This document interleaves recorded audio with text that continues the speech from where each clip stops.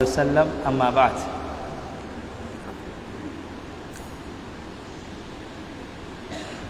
வளமையாக நடக்கக்கூடிய எமது தஃப்சீருடைய வகுப்பில் இன்ஷா அல்லாஹ் இன்றைய நாள் சூரத்துன் நாஸிஆத் வன்னாஸிஆத்தி கர்கா வன்னாஷிதாத்தி நஷ்தா என்று ஆரம்பிக்கக்கூடிய அந்த சூராவுடைய தஃப்சீரை அதனுடைய விளக்கங்களை நாம் இன்ஷா அல்லாஹ் இன்று பார்க்க இருக்கின்றோம். ஆரம்பமாக சில வசனங்கள் ஓதியதற்கு பிறகு அதனுடைய விளக்கங்களை பார்க்கலாம். அஊது பில்லாஹி மினஷ் ஷைத்தானிர் ரஜீம்.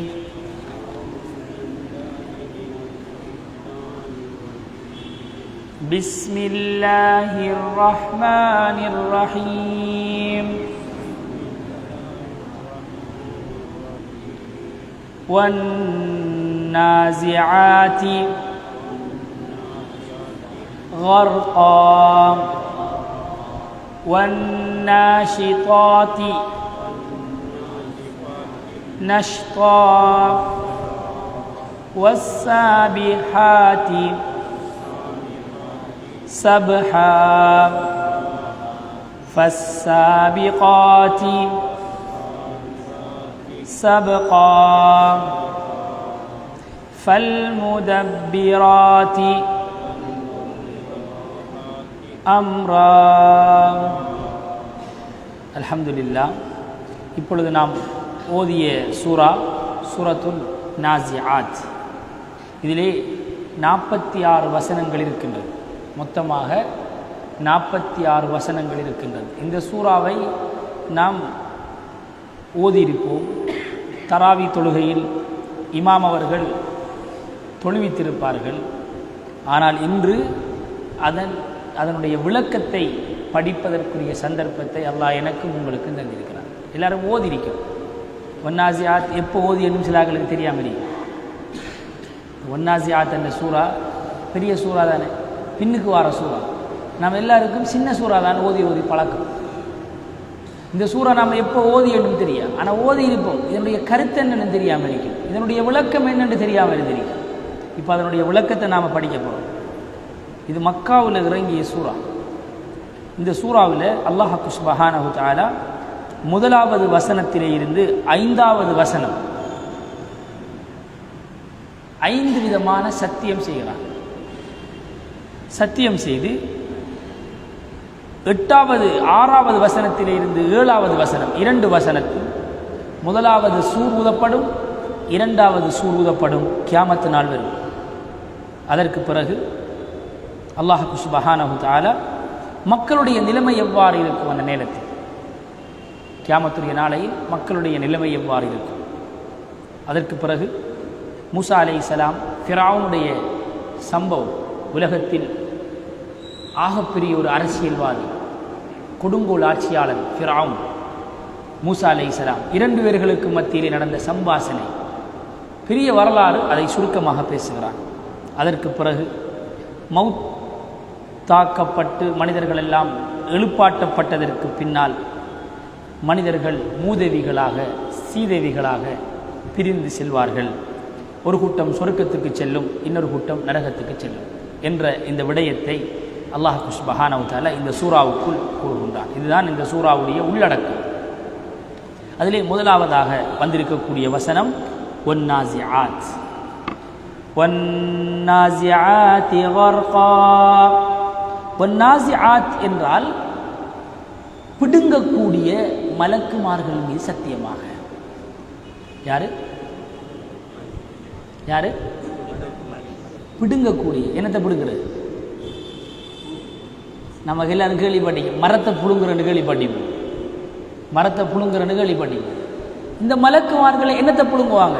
கர்கா, மிக வேகமாக பாவிகளுடைய உயிரை கைப்பற்றக்கூடிய மலக்குமார்கள் மீது சத்தியமாக. பாவிகளுடைய உயிர் மிக வேகமாக கைப்பற்றப்படும். கொஞ்சம் பொறுங்கோ, மாட்டு பட்டிரிக்கி கம்பியில் கொழி இருக்கி கொஞ்சம் எடுத்துட்டு கலத்துவோம், அப்படியெல்லாம் இல்லை, இழுவை. வன்னாஸிஆத்தி கர்கா, பாவிகளுடைய உயிர் மிக வேகமாக புழுங்கப்படும். இதுக்கென்று ஒரு மலக்குமார்கள் ஒரு கூட்டம் இருக்காங்க. கெட்டவர்களுடைய உயிரை கைப்பற்றத்துக்கண்டு மலக்குமார்கள் இருக்காங்க. இந்த உயிர் எங்கிருந்து காட்டப்படும்?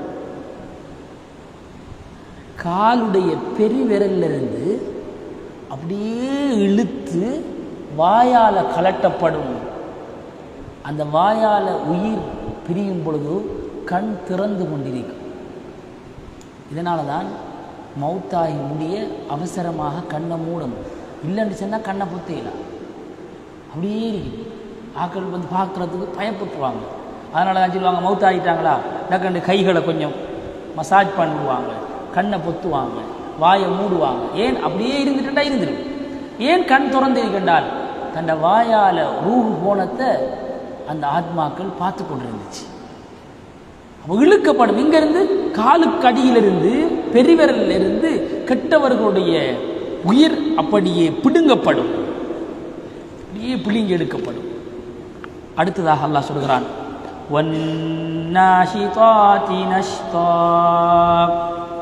இலகுவாக கைப்பற்றக்கூடிய மலக்குமார்கள் மீது சத்தியமாக. நல்லவர்களுடைய உயிரை, முஃமின்களுடைய உயிரை இலகுவாக கைப்பற்றப்படும். எப்படி கைப்பற்றப்படும்? இலகுவாக கைப்பற்றப்படும். எப்படி இலகுவாக கைப்பற்றப்படும்? உலமாக்கள் சொல்றாங்க, குழைச்ச மாவுக்குள்ள ஒரு முடி உளுந்துட்டு சொன்னால் எப்படி நாம் நூதனமாக எடுப்போமோ இதே போன்று நல்லடியார்களுடைய உயிரை ஒரு கூட்டம் மலக்குமார்கள் வந்து அப்படியே உயிரை கைப்பற்றி போவார்கள். இந்த மலக்குமார்கள் மீது சத்தியமாக. அல்லாஹ்வின் நல்லடியார்களே, நல்லவர்களுடைய உயிர் எவ்வாறு எடுக்கப்படும், கெட்டவர்களுடைய உயிர் எவ்வாறு எடுக்கப்படும் என்ற விடயத்தை அல்லாஹ் சுப்ஹானஹு வ தஆலா கூறுகின்றார். உலமாக்கள் ஒரு கிதாபில் சம்பவம் எழுதியிருக்கின்றார்கள். சுலைமான் அலைஹிஸ்ஸலாம் அவனுடைய காலத்தில் ஒரு மனிதர் சபையில் இருக்கும் பொழுது இஸ்ராயில் அலைஹிஸ்ஸலாம் அவங்க வந்து அந்த மனிதரை முறைச்சி பார்த்தாங்க. அந்த காலத்தில் இருக்கிறவங்களுக்கு, நபிமார்களுக்கு மலக்குல் மவுத் கண்ணால் வழங்கின. மலக்குல் மவுத்தோட விவாதம் செய்வாங்க. நீங்கள் ஏன் வந்த, என்னத்துக்கு வந்திருக்கீங்க, உங்களோட உயிரை கைப்பற்ற வந்திருக்கீங்க, அப்படி கைப்பற்ற இல்லாது நீங்கள் யார் ரெண்டு வாக்குவாதம் செய்வாங்களாம். யார்? நபிமார்கள். நபிமார்களுக்கு உயிர் மலக்குமார்கள் கண்ணுக்கு வழங்குவாங்க. அப்போ ஒரு மனிதர் இருந்தார் அந்த சபையில். அவர் முறைச்சி பார்த்தார். இப்போ சுலைமான் அலைஹிஸ்ஸலாம் அவங்கள்ட்ட சொன்னாராம், மலக்குல் மவுத் வந்திருக்கார், அவர் முறைச்சி பார்க்கார், என்ற ரூஹை கைப்பற்ற போகிறார். நீங்கள் என்ன ஹிந்து என்று சொல்லக்கூடிய இந்தியா தேசம், இதுக்கு கொண்டு போய் என்ன அனுப்புங்க என்று சொன்ன உடனே சுலைமான் அலைஹிஸ்ஸலாம் காற்றுக்கு கட்டளையிட்டார். அந்த காற்று அவர் அப்படியே தூக்கி கொண்டே இந்தியாவில் விட்டுச்சு. அங்கே போய் இறங்குறார். அங்கே மலக்குல் மவுத் இருக்கார். என்ன நீ அங்கே இருந்தேனே இங்கே வந்தேனே? இல்லை, அல்லாஹ் உன்னுடைய உயிரை கைப்பற்ற சொல்லி சொன்ன இடம் இந்தியாவில், ஆனால் நீ இருக்காய் மிஸ்ரில். ஆகவே அதுதான் எனக்கு சந்தேகமாக இருந்துச்சு, கொஞ்சம் உன்னை உத்து பார்த்தேன், நீ ஏங்க வந்துட்டாய், உயிர் எடுத்துட்டான். எந்த இடத்துல மவுத்தாகணும் என்றது அல்லாஹ் முடிவு செஞ்சிட்டான். அது அங்கே தான் நடக்கும். நாம் நினைச்ச மாதிரி நாம் நினைச்ச இடத்துல நமக்கு மவுத்தாகலாம். எத்தனையோ பேர் இருப்பாங்க, நோய்வாய்ப்பட்டு கொண்டிருப்பாங்க, பள்ளியுடைய தூணில் இருப்பாங்க, கால் வருத்தம், கஷ்டப்பட்டு வருவாங்க. இவர் ஹஜ்ஜிக்கு போவாரா, காபத்துல்லாவுக்கு போவாரான்னு யாருமே நினச்சி பார்த்திருக்க மாட்டாங்க. கடைசி காலகட்டத்தில் காபத்துல்லாவுக்கு போவார், அங்கே வச்சு மௌத்தாயிடுவார். யாருமே நினச்சி பார்த்திருக்க மாட்டாங்க. அப்போ எங்கே மௌத்தாகுவோம் என்பதை அல்லாஹ் சுப்ஹானஹு வ தஆலா முடிவு செய்யலாம். சக்கராத் எப்படி இருக்கும்? சக்கராத் எப்படி இருக்கும் எண்ணத்தை பற்றி எந்த உலமாக்களும் கிதாபில் எழுதலை. ஏன் தெரியுமா? அந்த சக்கராத்தை அனுபவித்தவர்கள் யாரும் திரும்பி வரலை. அனுபவிச்சது தானே தெரியும் சக்கராத்தை எப்படி இருக்கும். ஆனால் சில அடையாளங்களை உலமாக்கள் எழுதிக்காங்க. அம்ரு இப்னு ஆஸ் ரலியல்லாஹு தஆலா அவங்க தன்னை மௌத்தாகிற சக்கராத்தில் இருக்கக்குள்ள பிள்ளைகள் வந்து கேட்டாங்களாம், பாப்பா உங்களோட நிலைமை எப்படி? அவர் சொன்னாராம், இந்த வானம் இடிஞ்சு எங்கள் தலைக்கு மேலே உழுவுற மாதிரி, ஊசுடைய ஓட்டைக்குள்ளே என்னை பூர செல்ல மாதிரி, அவ்வளோ கஷ்டம். ஊசுடைய ஓட்டைக்குள்ள என்ன பூத்துற மாதிரி எவ்வளோ நெருக்கடியாக இருக்கும். இன்னும் சில உலமாக்கள் சொல்லாங்க அப்படி என்றால், ஒரு ஆட்டை உயிரோட வச்சு உரிச்சா அந்த ஆடு எவ்வளவு வேதனைப்படுமோ இப்படித்தானா மனிதனுடைய உயிர் கைப்பற்றப்படும். இன்னும் ஒரு உலமாக்கள் சொல்லாங்க, முள்ளு தேசி மரத்தில் பட்டு சீலையை போட்டு ஒரு இழுவண்டு இழுத்தா எப்படி அந்த சீலை பிஞ்சு வருமோ இதே மாதிரி நம்முடைய உயிர்களை கைப்பற்றும் பொழுது உடம்பெல்லாம் பிஞ்சு வருமா. நபி ஸல்லல்லாஹு அலைஹி வஸல்லம் அவர்களும் கடைசி சந்தர்ப்பத்தில் சொன்னாங்க, லா இலாஹ இல்லல்லாஹ் இன்னலில் மௌத்தி சக்கராத், எனக்கும் சக்கராத் வேதனை அனுபவித்து கொண்டிருக்கிறேன். நபிக்கும் சக்கராத் இருந்துச்சு, ஆனால் வித்தியாசம். கெட்டவர்களுடைய சக்கராத் பயங்கரமாக இருக்கும், நல்லவர்களுடைய சக்கராத் ஒரு வித்தியாசமானதாக இருக்கும், ஆனால் வேதனை இருக்கு. அதனால தான் மையத்தை குளிப்பாட்டும் பொழுது நீங்கள் கவனமாக குளிப்பாட்டுங்க. ஏனென்றா அது காயம் பட்ட உடம்பு, பச்சை காயம் அன்னதான் பட்டிருக்கு, புது காயம் பழைய காயம் இல்லை. அதனால தான் நீங்கள் ஜனாசாக்கள் அழகா தூக்குங்க, அழகா வைங்க, தண்ணியை ஊற்றுக்குள்ள சர்றன்னு ஊற்றனா மெல்ல ஊற்றுங்க என்ற விடயமெல்லாம் நமக்கு சொல்லியிருக்கிறது. இதற்காக வேண்டிதான். அல்லாஹ்வின் நல்லடியார்களே, அதே போன்றுதான் அல்லாஹ் சுப்ஹானஹு வ தஆலா சொல்கின்றான், வஸ்ஸாபிஹாத்தி சபஹா, வஸ்ஸாபிஹாத்தி சபஹா, வானத்திலே இருந்து மிக வேகமாக நீந்தி கொண்டு வரக்கூடிய மலக்குமார்கள் மீது சத்தியமாக. நல்லடியார்களை பார்க்கறதுக்கு ஒவ்வொரு நாளும் மலக்குமார்கள் வானத்திலிருந்து வாராங்க. நம்ம ஏற்கனவே சொல்லியிருக்கோம், சுபஹு தொழுகைக்கு மலக்குமார்கள் வாராங்க, அசர் தொழுகைக்கு மலக்குமார்கள் வாராங்க. நம்மளை தொழுகையில் பார்க்கணும் அந்த மலக்குமார்கள். நம்மளோட சுபஹுக்கு வரக்குள்ள நம்ம வீட்டில் தூங்கப்படா, நம்ம சஃப்பில் நிற்கணும். மலக்குமார்கள் நம்மளை பார்க்க வரக்குள்ள அசருக்கு நம்ம சஃப்பில் நிற்கணும், சந்தோஷப்படுவாங்க, அல்லாஹ் கிட்ட போய் செய்தி செல்லுவாங்க. இந்த மலக்குமார்கள் மீது சத்தியமாக, ஃபஸ்ஸாபிகாதி சப்கா, நல்லடியார்களின் உயிரை போட்டி போட்டுக்கொண்டு சொர்க்கத்துக்கு வேகமாக எடுத்து செல்லக்கூடிய மலக்குமார்கள் மீது சத்தியமாக. ஃபஸ்ஸாபிகாத்தன்னா என்னது? ஃபஸ்ஸாபிகாத்தன்னா போட்டி போடுறேன், நான் இவரை உயிரை நான் எடுத்துக்கு போகணும், இவரை உயிரை நான் தான் முந்தி எடுத்துக்கு போகணும் என்று மலக்குமார்களுக்குள்ள சண்டை. யாரு? நல்லடியார்களுடைய உயிரை மலக்குமார்கள் போட்டி போட்டுக்கொண்டு பறிச்செடுத்துக்கொண்டு சொர்க்கத்துக்கு கொண்டு போய் சேர்க்கறதுக்கு ஓடுவாங்களாம். இந்த மலக்குமார்களின் சத்தியமாக. பிலால் ரலியல்லாஹு தஆலா அன்ஹு சக்கராத்துடைய நேரத்தில் கவிதை பாடினாங்களாம். சக்கராத்துடைய நேரத்தில் கவிதை பாடுறாங்க. மனைவி அழுகிறாள். ஏன் அழுகிறாய்? எனக்கு இன்றைக்கு பெருநாள், கதன் நல்கல் அஹிப்பா வ முஹம்மதன் ஹிஸ்பா, நாளை எனக்கு பெருநாள். ஏன்? முஹம்மதையும் அவருடைய சஹாபாக்களையும் ஸல்லல்லாஹு அலைஹி வஸல்லம் அவர்களை சந்திக்க போகிறேன் என்று அந்த சக்கராத்தில் இருக்கக்குள்ள மிஸ்கன்ற அத்தருக்கு தானே, அத்தர் எடுத்து உடம்பெல்லாம் பூசிக்கொண்டாங்களாம். பெருநாள் தொழுகைக்கு போகிற மாதிரி, பெருநாள் தொழுகைக்கு போகிற மாதிரி சந்தோஷத்தோட கமகமண்டு அவருடைய சக்கராத்தில் அவங்க இருக்கிறாங்க. ஆகவே நாம் இந்த உலகத்தில் வாழ்ந்தோம், மரணிச்சோம் என்றிருக்கப்படா, ஊடு கட்டினோம், பிள்ளையை கல்யாணம் முடிச்சு கொடுத்தோம் என்றதில்லை. நம்ம சாதனையாளர்களாக மாறணும். நம்மளோட உயிரை கைப்பற்றி போகிறதுக்கு மலக்குமார்கள் போட்டி போடணும். பிறந்தோம், வந்தோம், சாப்பிட்றோம், மவுத்தாகிறோம், வீடு கட்டுறோம், வாகனம் வாங்கினோம், சந்தோஷமாக இருந்தோம், அட்டப்பழத்துக்கு போனோம், டீ குடித்தோம், வயல் செஞ்சோம், பீச்சுக்கு போனோம், மூத்துவாரத்துக்கு போனோம், சோளனை வச்சு திண்டோம், கச்சாங்கொட்டை சாப்பிட்டோம். இது வாழ்க்கை இல்லை, இது வாழ்க்கையோட நோக்கமும் இல்லை. இதெல்லாம் ஒரு நிமிடம், 2 நிமிடம், 5 நிமிடம், அது அப்படியே போய்த்திரும். வாழ்க்கையில் சாதனையாளர்களாக நாம் சாதிக்கணும்.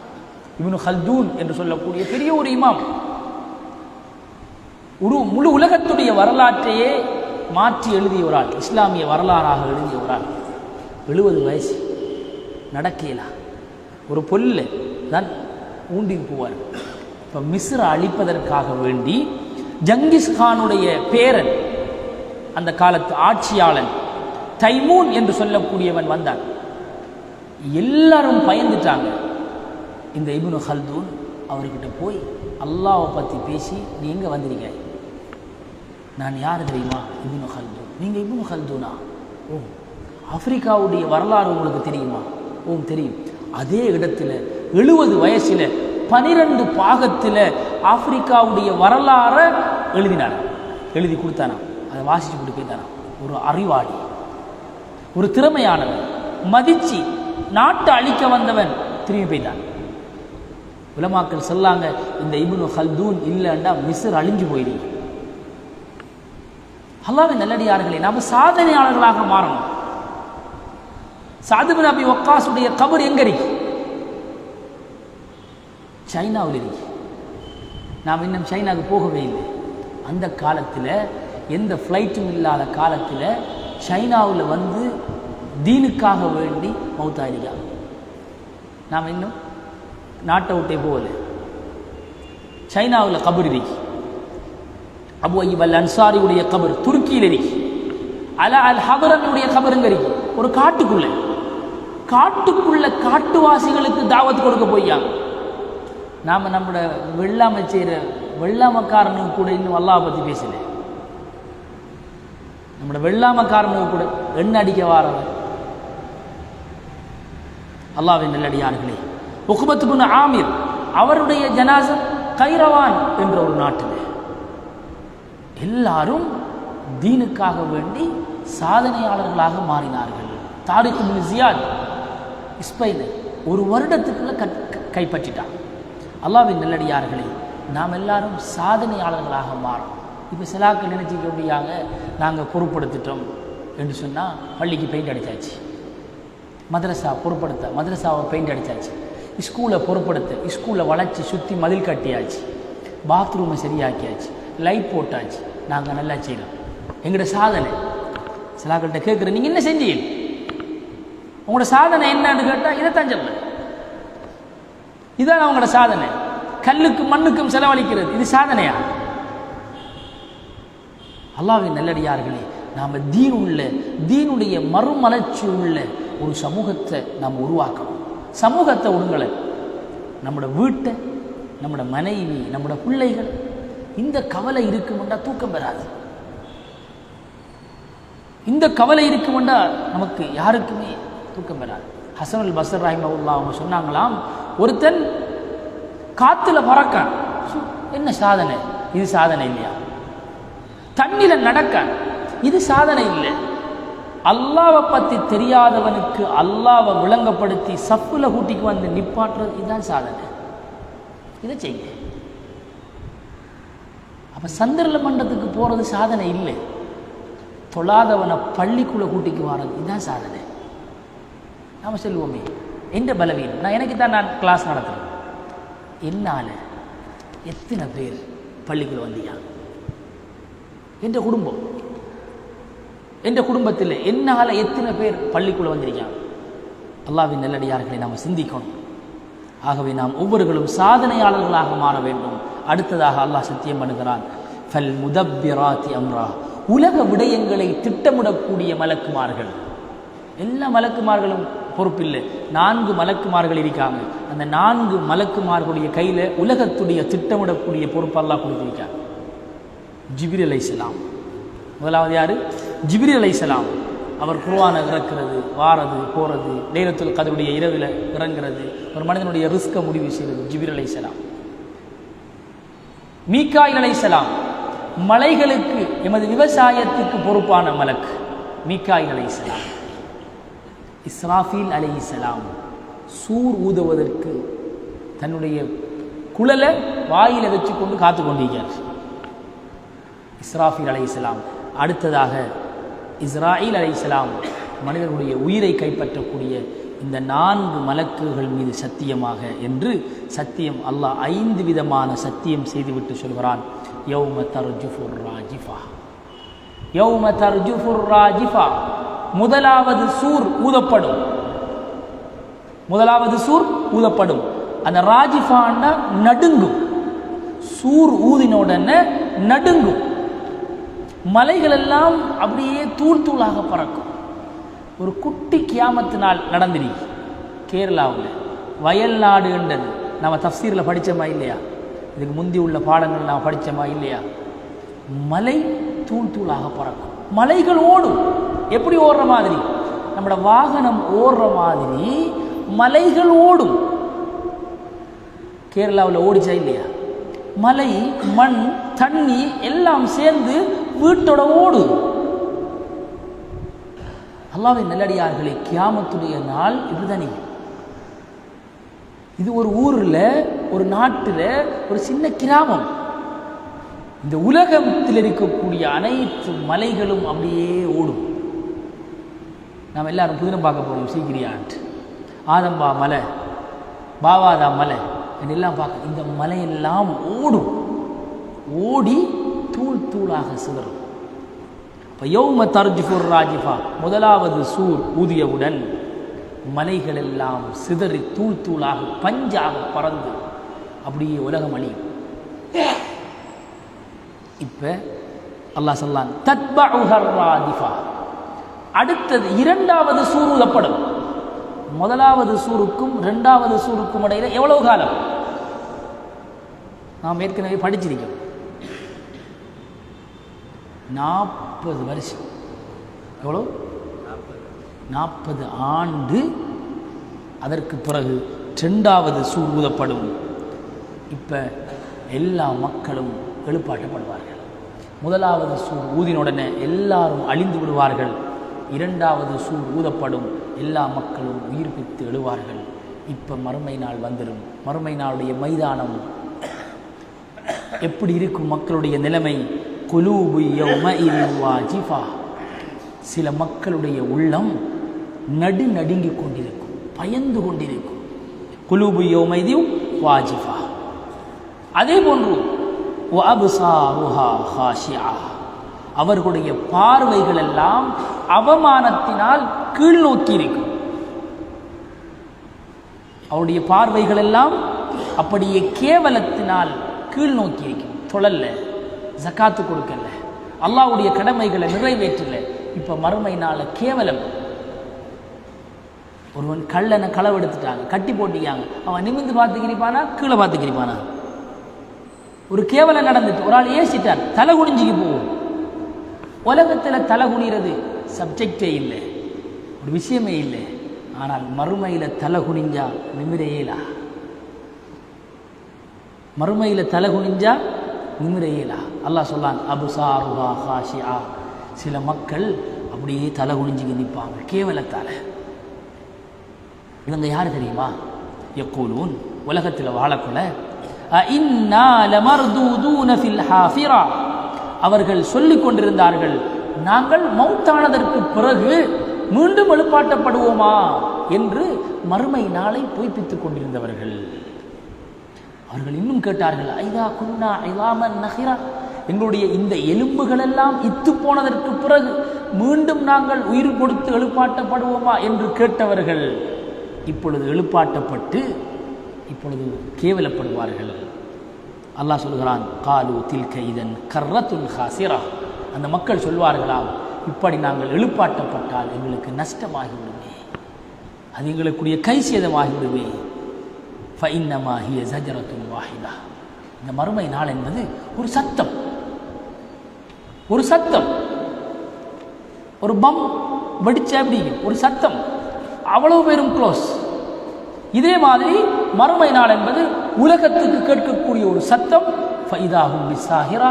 அப்பொழுது எல்லா மக்களும் ஒரே மைதானத்தில் நின்று கொண்டிருப்பார்கள், ஒரே மைதானத்தில் நின்று கொண்டிருப்பார்கள் என்று அல்லாஹ் சுப்ஹானஹு வ தஆலா அந்த விடயத்தை கூறி, அடுத்ததாக இந்த மறுமை நாள் என்ற விடயங்களை சொல்லி நபி ஸல்லல்லாஹு அலைஹி வஸல்லம் அவர்களுக்கு ஆறுதல் சொல்கிறான். நபியே, ஹல் அதாக ஹதீஸ் மூசா.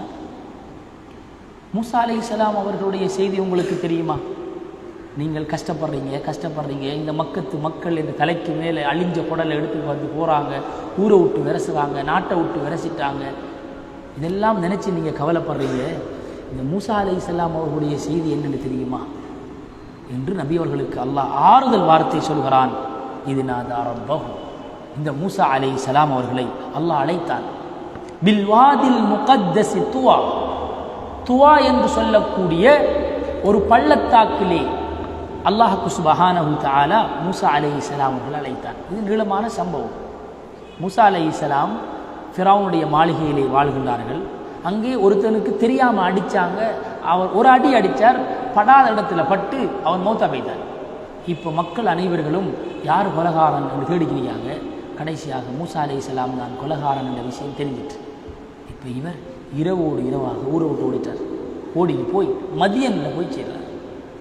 மிஸ்ரிலிருந்து மதியனில் போய் அங்கே ஷுஐப் அலைஹிஸ்ஸலாம் அவருடைய மகளை கல்யாணம் முடித்து 10 வருஷம் அங்கே ஆடு மேய்ச்சத்திற்கு பிறகு தன்னுடைய மனைவிக்கு கற்பம் ஏற்படுகின்றது.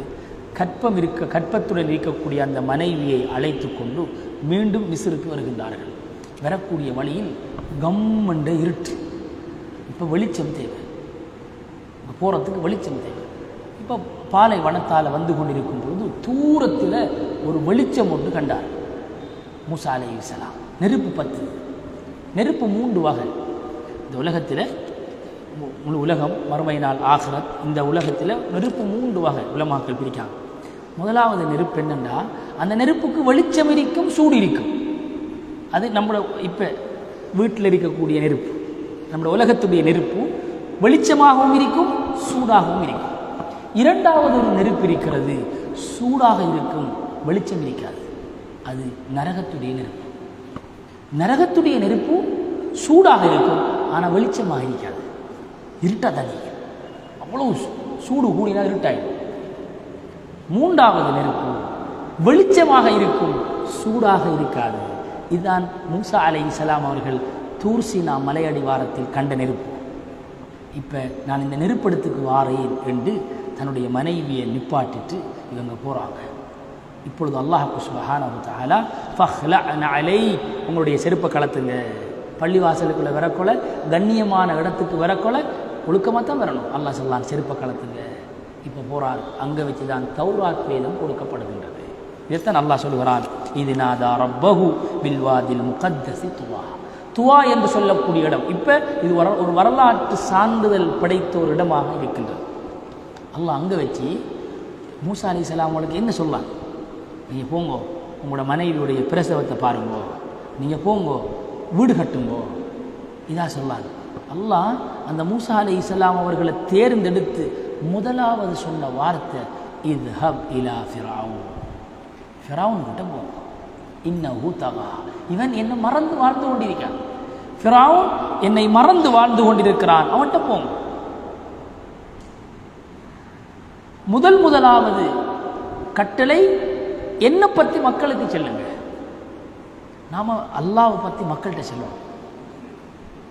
இதுதான் அல்லாஹ் கொடுத்த பொறுப்பு. இதுதான் இந்த பொறுப்பு நம்முடைய பொறுப்பாக நாம் எடுக்கணும். அந்த முயற்சியை நடந்து கொண்டிருக்கு. அங்கே போய் அவன்கிட்ட கேட்குற கேள்வி என்ன தெரியுமா, ஏய் நீ பள்ளிக்கு வா, என்னோட அடிப்பேன், என்னோட ஜனாசாவை நான் அடக்க மாட்டேன், உன்னோட மகளில் கல்யாணத்துக்கு வர மாட்டேன். இல்லை, அழகா போ. அவனுக்கிட்ட போய் ஃபகுல் ஹல் லக இலா அன் தஸக்கா, உனக்கு திருந்துற ஐடியா இருக்கா? திருந்துற ஐடியா இருக்கா? அப்போ இருந்தால் வஹ்தியக இலா ரப்பிக, நான் ரப்பின் பக்கம் உனக்கு வழி காட்டுகின்றேன். ரப்பிடத்தில் செல்லக்கூடிய வழியை நான் உனக்கு காட்டுறேன். ரப்ப அடைஞ்சு கொள்ற வழியை நான் உனக்கு சொல்கிறேன். ஃபதஹ்ஷா, அப்போ உன் உள்ளத்தில் ஒரு பயம் ஏற்படும் என்று, நான் ஒரு நபி, என்னை நம்பு என்று ஃபராஹு ஆயத்தல் குப்ரா. மூசா அலைஹிஸ்ஸலாம் அவர்களுக்கு 2 முஅஜிஸா கொடுக்கப்பட்டுச்சு. ஒன்று என்னண்டா, கையில் இருக்கக்கூடிய கம்பை கீழே அடித்தா அது என்னையா மாறும், பாம்பாக மாறும். இன்னொன்று என்னது,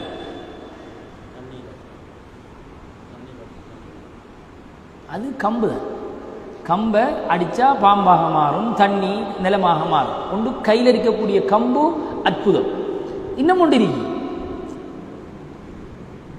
என்ன தெரியுமா, கை இருக்கு தானே, இந்த கையை கம்பு கட்டுக்குள்ள வச்சு எடுத்தா லைட் பத்து,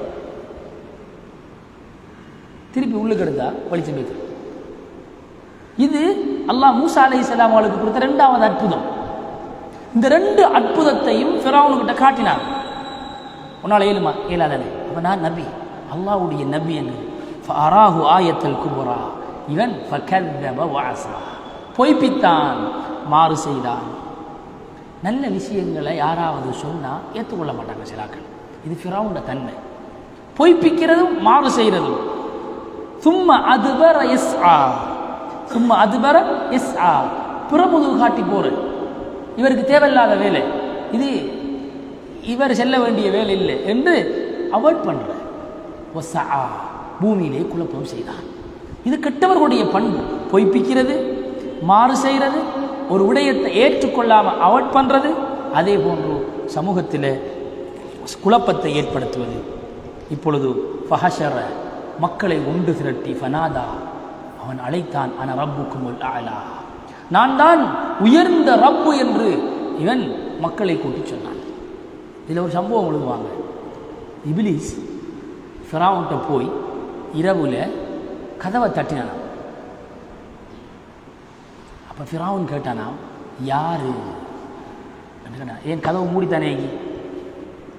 அப்போ இபிலிஸ் எவ்வளோ அறிவாளி, அவன் சொன்னானா, அன ரப்புக்குமுல் அலா, நான் தான் பெரிய ரப்பு என்று நீ சொல்றாய், நான் ஆரன் உனக்கு தெரியா? விளங்க சொல்றது. இபிலிஸ் போய் ஃபிரௌன் கதவை தட்டினேன். ஃபிரௌன் கேட்டா நீ யாருன்னு தெரியாது. அப்ப இபிலிஸ் சொன்னானா, நீ ரப்பண்டு சொல்றாய், நான் கதவுக்கு வெளியே நிற்கிறேன், நான் ஆரன் உனக்கு தெரியா?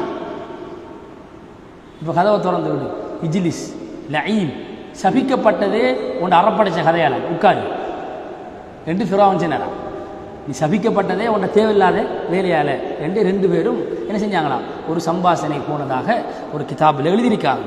இப்போ அல்லாஹ் சுப்ஹானஹு தஆலா சொல்கிறான், ஃபஅഖதஹுல்லாஹு நகாலல் ஆகிரத்தி வல் ஊலா, உலகம் மறுமையுடைய தண்டனையாக ஃபிரௌனை நாங்கள் அழித்தோம். கடலுக்குள்ளே மூழ்கடிக்கப்பட்ட சம்பவம் தெரியும். இன்ன ஃபீ ذلك لعبرة لمن يخشى, இந்த ஃபிரௌனுடைய மரணம் அனைவர்களுக்கும் படிப்பினை. அல்லாஹ் சொன்னான், விஞ்ஞானிமார்கள் ஆராய்ச்சி செய்தார்கள், அல்லாஹ் அவனுடைய உடம்பை இன்று வரைக்கும் பாதுகாத்து கொண்டிருக்கின்றான். எல்லாரும் உடம்பும் அழிஞ்சிடும். இந்த ஃபிரௌன் யார் ஆள் தெரியுமா? இப்போ சம்பவம் தஃப்சீரை படிக்கக்குள்ளதான் நான் பார்த்தேன், எனக்கு அதிசயமாக இருந்துச்சு. மிஸ்ரில் ஆக்களில் கபரை தோண்டி கஃன் களவெடுத்தவன் இந்த ஃபிரௌன். கஃன் களவெடுத்தவன். அல்லாஹ் அவனை கண்ணியப்படுத்தினான், அல்லாஹ் அவனுக்கு ஆட்சியை கொடுத்தான். ஏன்? நீ எனக்கு நன்றி செலுத்தணும் என்று. ஆனால் அல்லாஹ்க்கு மாற்றம் செஞ்சான். அல்லாஹ்வின் நல்லடியார்களே, நாமளும் ஒவ்வொரு நிலைமையில் இருந்திருப்போம். அல்லாஹ் நம்மளை இப்போ கண்ணியமாக வச்சிருப்பான். அல்லாஹ் மறந்துவிடக்கூடாது, அல்லாஹ்வை நாம மறந்துவிடக்கூடாது என்பதாக அல்லாஹ் சுப்ஹானஹு தஆலா சொல்கிறான். ஆகவே இந்த விடயங்களை நாம் அனைவர்களும் எடுத்து நடந்து அமல் செய்யக்கூடிய பாக்கியத்தை அல்லாஹ் நம் அனைவர்களுக்கும் தருவானாக. வாஹிரு தஅவானா அல்ஹம்துலில்லாஹி ரப்பில் ஆலமீன். அஸ்ஸலாமு அலைக்கும் வரஹ்மத்துல்லாஹி வபரகாத்துஹு.